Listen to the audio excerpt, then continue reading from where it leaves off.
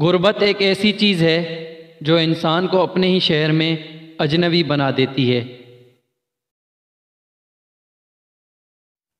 گلاب کے پھول کی طرح بن جاؤ، کیونکہ یہ پھول اس کے ہاتھوں میں بھی خوشبو چھوڑ جاتا ہے جو اسے مسل کر پھینک دیتا ہے۔ جو شخص دوسروں کے راز بیان کرتا پھرے گا، خدا اس کے رازوں کو فاش کر دے گا۔